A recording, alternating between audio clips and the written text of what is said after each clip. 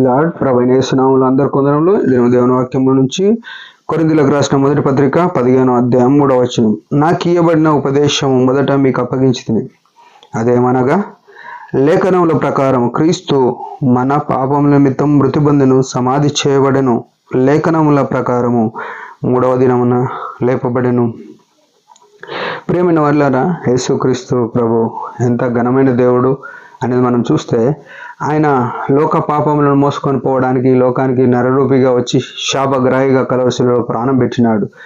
ఈనాడు ఆయన ప్రాణం పెట్టినందున, ఆయన రక్తం చిందించినందున విమోచింపబడిన మనము, మారు మనసు పొంది రక్షింపబడిన మనము, సంఘములో చేర్చబడిన మనము ఆయన ప్రేమను మరొకసారి నెమరు వేసుకుంటే ఇక్కడ అదే మాట రాసిన. ఏమనంటే, ఆయనకు అప్పగించబడిన ఉపదేశం ఏదంటే, లేఖనముల ప్రకారం క్రీస్తు పాపముల నిమిత్తం మన పాపముల నిమిత్తం మృతి పొందెను.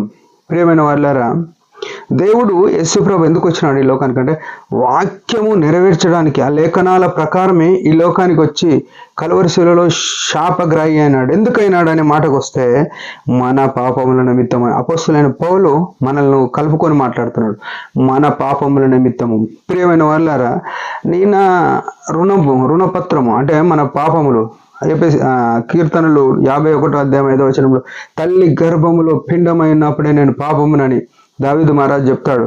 కీర్తనలు 66:18 ఉంటుంది ఒక మాట, నేను హృదయంలో పాపం లక్ష్యం చేసినాడు. మనం పాపము లక్ష్య పెట్టేవారమై ఉన్నాం. ఈనాడు మన హృదయంలో పాపాన్ని లక్ష్య పెడుతున్నాం. పాపాన్ని చూసి ఇంకా చూడాలని ఆలోచన వచ్చినప్పుడు ఇంకా దాన్ని ఆస్వాదించాలని, ఇట్లాంటి ఆలోచనలో చాలాసార్లు ఉన్నాం. మనం అందరం ఉన్నాం. ఆ పాప స్థితి నుంచి ఆయన ఆనాడే మన పాపముల కొరకు, మన పాపములను ప్రాయశ్చిత్తం చేయడానికి ఆయన కలువరి శిలువలో పొడవబడుతూ వచ్చినాడు. ఆయన ఏ దోషం చేయలేదు. లూకా సువార్తలో రాయబడ్డది 23వ అధ్యాయంలో 34వ వచనం, ఆయన దోషములు ఏది నిలవలేదంట. ఆయన ఎదుట 22వ అధ్యాయంలో ఉంటుంది. ఏమనంటే, మీరు ఇన్ని నేరములు మోపుచున్నారు, ఒక్కటైనా కనబడతలేదండి. పిలాతు సవాలు చేస్తూ వచ్చినాడు, విడుదల చేయడానికి ఇష్టపడ్డాడు. అంటే నిర్దోషమైన గొర్రెపిల్లగా యేసు ప్రభు పాపములకు, మన పాపములకు ఆయన, అందుకే మన నిమిత్తం ఆయన అప్పగింపబడుతూ వచ్చినాడు. ఈ ప్రేమకు మనం ఏమిస్తే సరిపోతుంది? అదే రకంగా ఈనాడు ప్రపంచంలో అందరికీ 2 దినాలు ఉంటాయి. ఏం దినాలంటే, జన్మదినం ఉంటుంది, మరణదినం ఉంటుంది. యేసు ప్రభుకు తిరిగి ఇంకొక దినం ఉంది, పునరుత్థాన దినం ఉంది, సమాధిని జయించిన దినం ఉంది. ఇది ఏ ప్రపంచంలో ఏ మానవునికి లేని దినం. ఇది 3 దినాలు కలిగిన ఏకైక దేవుడు, ఏకైక రక్షకుడు ఎవరైనా ఉన్నారంటే యేసు ప్రభే. ఇంకా 4 ఉన్నోళ్ళు ఉండొచ్చు, 3 కాక 4 ఉన్నోళ్ళు ఉండొచ్చు. ఎట్లంటే, కొందరు తిరిగి లేపబడి మళ్ళీ చనిపోయిన వాళ్ళు లేపబడ్డారు, లాజరు లేపబడ్డాడు, చనిపోయినాడు. ఇట్లా యేసు ప్రభు కొంతమందిని లేపినాడు, వారు మళ్ళీ చనిపోయినారు. కానీ యేసు ప్రభు 3 దినాలు కలిగి, అంటే పుట్టినాడు, చనిపోయినాడు, పునరుత్థానుడై లేచినాడు. ఏమంటే, లేఖనముల ప్రకారము 3వ దినమున లేపబడెను.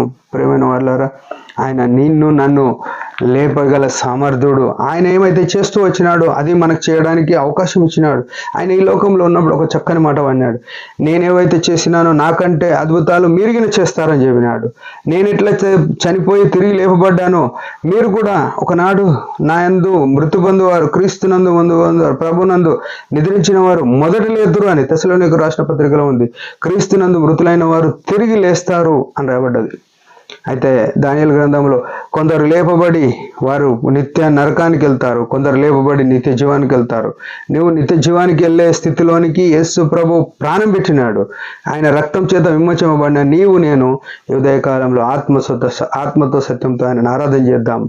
ఆయన ఇచ్చిన గొప్ప రక్షణ, ఆ గొప్ప దేవుడు నీ కొరకు శాపగ్రాహి అయి పడబడ్డాడు, తిరిగి లేచినాడు, పునరుత్థానుడైనాడు. ఇంకొక శుభ నిరీక్షణ ఏంటంటే, ఆయన పుట్టి చనిపోయి తిరిగి లేవడం మాత్రమే కాదు, తిరిగి రానై ఉన్నాడు. నిన్ను నన్ను చేర్చిన సంఘాన్ని, నిర్దోషమైన సంఘాన్ని, క్రీస్తు రక్తం చేత విమోచింపబడిన సంఘాన్ని ఒకనాడు కొనిపోయే ఆధిక్యతలో నిన్ను నన్ను చేర్చుకున్నాడు. ఈ గొప్ప ఆధిక్యతను బట్టి ఆత్మతో సత్యంతో మనం ఆయన ఆరాధన చేద్దాం. దేవుడి మాట దీవించిన యొక్క చిన్న ఆరాధన పరమ తండ్రి యేసు ప్రభు నామమును బట్టి స్తుతిస్తున్నాం. ఈ లోకంలోనికి నరరూపిగా వచ్చి కలువరి శిలువలో ప్రాణం పెట్టి మృతి పొంది తిరిగి లేచి వృత్తానుడై ఆరోణమైనావు. నన్ను మనం విమోచించుటకు తిరిగి ఒకసారి రానయ్యున్నావు. ఆ పరలోక పట్టణాన్ని కొనిపోవడానికి వస్తున్నావు. అందుకై స్తోత్రములు.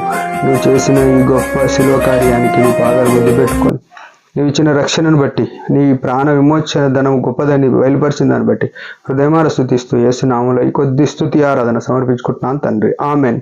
మీరందరి పరిచయం గురించి భారంగా ప్రార్థన చేయండి. Praise the lord.